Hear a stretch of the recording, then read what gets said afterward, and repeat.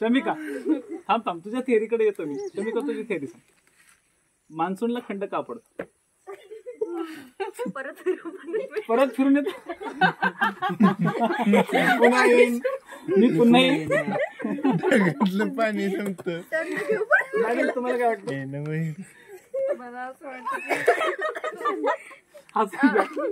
पाऊस पडून जातो ना, पाणी संपतं. नंतर त्याचं प्रेशर म्हणजे त्याच्यामध्ये बाष्प कमी होतं, हवा हलकी होते, त्याचं कमकुवत होते. हा बोला पटले मॅडम. तुमची थेअरी एकदम म्हणजे युनिक असते. तुमच्या थेअरीमध्ये खरंच एक नवीन जीव असतो. मला असं वाटतं वेगनरचा आत्मा जागा होणार आहे.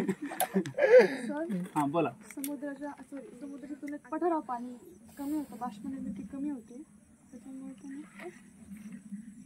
बाष्प निर्मिती कमी होते. कमी होतं. बाष्प निर्मिती कमी होते. ठीक आहे. पठारावर बाष्प निर्मिती कशी काय होईल? पाणी कमी असतं ना, मला वाटतं ते इंडियन डायपोल आहे ना. हा इंडियन डायपोल. तर तिथं ना म्हणजे लो प्रेशर बेल्ट व्हायला पाहिजे ना तयार. हा तर मग ते त्याच्यात असं म्हणजे इरेग्युलरिटी येत असेल काहीतरी. आता समुद्रात तू गेली होती का तिथं? तू अशी काहून सांगते जशी का तू जाऊन आली?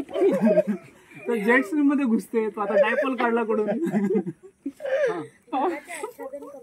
ऍक्च्युअल मध्ये एक लक्षात घ्या, इमॅजिन करा आपल्याकडे जून मध्ये पाऊस येतो. जून मध्ये पाऊस आला, जुलैमध्ये पाऊस आला, जून जुलै ऑगस्ट मध्ये पाऊस. आता मग मी तुम्हाला डेट सांगितले होते. तर 15 जुलैला कुठपर्यंत जातो पाऊस? राजस्थानपर्यंत. तर 15 जुलैला राजस्थानपर्यंत जातो. तर राजस्थानच्या पुढे पाकिस्तानात एंट्री करतो. पाकिस्तानात कोण आहे? सुलेमान पर्वत. सुलेमान पर्वताला जाऊन तो पहिलं धडकतो. तो धडकतो तिथं ऑगस्ट पर्यंत. सुलेमान पर्वत रांगात तो ऑगस्ट पर्यंत धडकला. दुसऱ्या बाजूला ही जी शाखा आहे म्हणजे आता जी पाऊस पुढे जातो, पुढे जाऊन धडकतो ना बाई. मग थोडस राहिलं थोडस ते मगापासून थोडं चाललंय. मला हे म्हणायचंय की ज्या वेळेस मान्सून येतो आणि मान्सून ज्यावेळेस पुढे हिमालयाला धडकतो, मला सांगा जर हिमालयाला पुढे धडकल्यानंतर हिमालय, मी मगाशी सांगितलंय का? मी सांगितलं होतं की हिमालयाच्या पुढे पाऊस जात नाही, तो ब्लॉक होतो. मग जर पाऊस पुढे जातच नाही तर मागून त्याचा जो रेटा असतो नवीन पावसाचा, नवीन वाऱ्याचा, तो येईल का? नाही येणार. तो येतच नाही.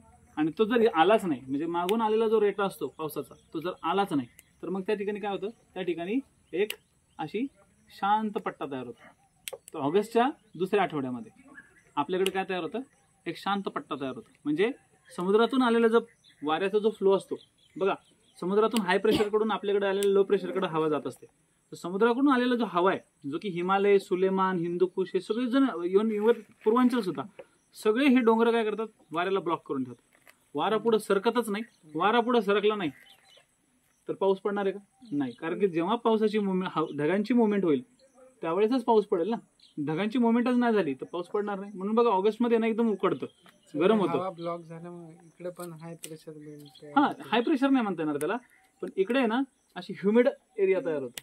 त्याला हाय प्रेशराइज नाही पट्टा म्हणता येईल, त्याला ह्युमिडिटी म्हणू शकतो. की ह्युमिडिटी अचानक वाढते पण एकदम जो थंडावा मिळायला पाहिजे, वातावरणातली जी हालचाल आहे ना ती निर्माण होत नाही.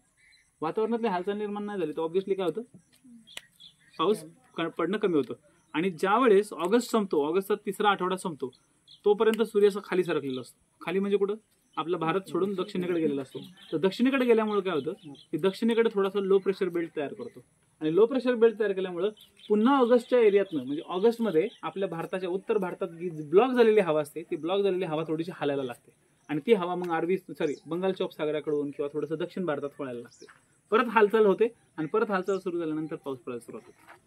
तर जनरली ऑगस्टचा जो महिना आहे, ऑगस्टच्या महिन्यामध्ये अरबी समुद्रातून आलेला सपोर्ट किंवा अरबी समुद्रातून आलेलं बाष्प, ह्याने थोडंसं बरोबर सांगायचा प्रयत्न केला होता. पण अरबी समुद्रातून आलेला जो बाष्पयुक्त हवा आहे त्या बाष्पयुक्त हवा पुढे रेटली जात नाही, ती पूर्णपणे मध्ये दबून बसते ओके मध्ये आपल्या भारतात. पण ऑगस्टच्या नंतर मात्र ती सूर्याच्या स्थितीमुळे ती हवा थोडीशी हालचाल करायला लागते. तर ह्या बेसिक गोष्टी आहेत. ठीक आहे, म्हणून याला म्हणतात मान्सूनचा खंड. पुढं